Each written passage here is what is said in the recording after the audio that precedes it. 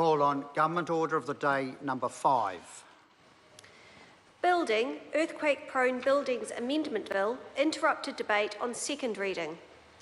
Members, when we were last on the second reading of the Building Earthquake-Prone Buildings Amendment Bill, Phil Twyford had the call and has 8 minutes remaining if he so wishes. He certainly does so wish, Mr. Phil Speaker. Twyford. Thank you, Mr. Speaker. Well, I think this debate will be something of a change of pace after that heartfelt and intensely debated third reading of the social housing, or what we would call the State House sell-off bill. So this is a whole different kettle of fish. The Building Earthquake-Prone Buildings Amendment Bill, and I'm glad to be to have the chance to make a few comments this afternoon. I want to add to remarks that colleagues have already made about this bill and acknowledge and pay tribute to the work both of the Honourable Dr Nick Smith, the Minister of Building and Housing, and the members of the Local Government and Environment Select Committee, because I think this bill is a bill that the House can feel together, I think, take some satisfaction in passing.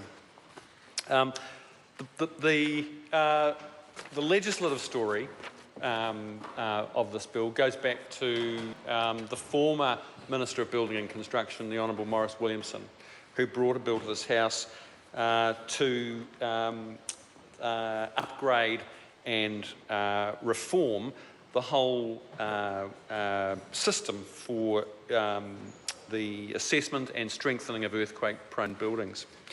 And it became pretty clear soon after the bill was publicly aired that there was a lot of concern around the country that it was going to have some pretty drastic effects on many businesses, particularly those in older buildings, that it would have a very negative impact on some small towns who have big heritage sectors, thinking particularly of Wanganui is a good example, or Oamaru, another one, who saw the impracticability of meeting the new standards, and there were genuine fears, I think, that the bill as it stood then could have resulted in large swathes of New Zealand's built heritage going under the hammer, and no one wanted to see that happen. On the other hand, Canterbury and to a large extent the whole country still really feeling the kind of psychic aftershocks of the Canterbury earthquakes, and determined, and I think every member of this House determined, that we have to do everything we possibly can to minimise the future risk to life and limb and property caused by quakes in these shaky isles. Mayor Leanne Dalziel was interviewed on national radio very shortly after the Valentine's Day quakes took place, and commented then that it made the comment that it appeared that that the damage to property and risk to life and limb was pretty limited, even though that was a significant shake on Valentine's Day, because there had been so much change and repair and strengthening, so that, I think, it was a good metaphor, if you like, for efforts that have been made to put the country on a much sounder footing after the quakes. The problem with the original bill here was that it was essentially a one-size-fits-all approach, and the public clamour, and then I think Nick Smith taking over from Maurice Williamson as the minister responsible for this bill, and in pledging to really kind of go back to the drawing board, and that's what happened. And the Select Committee really deserves credit. And the difference between the original bill and the bill that has been reported back by the Select Committee is substantial. It is substantial. And a lot of thought has gone into it, and we've seen a risk-based system that breaks the country down into different areas, and then applying a new formula for determining the timeframes for earthquake strengthening work to be done. So the 15,000 to 25,000 earthquake-prone buildings nationwide will still all have to be upgraded, but the country is split into zones according to that, the assessed risk of a big quake, and then the timeframes for assessment and strengthening are varied accordingly. So what that means, Sir, is that affected buildings in areas of relatively low risk, Auckland, Northland and Dunedin, for example, will now need to be identified and assessed within 15 years and strengthened within a further 35 years, so a 50-year time frame.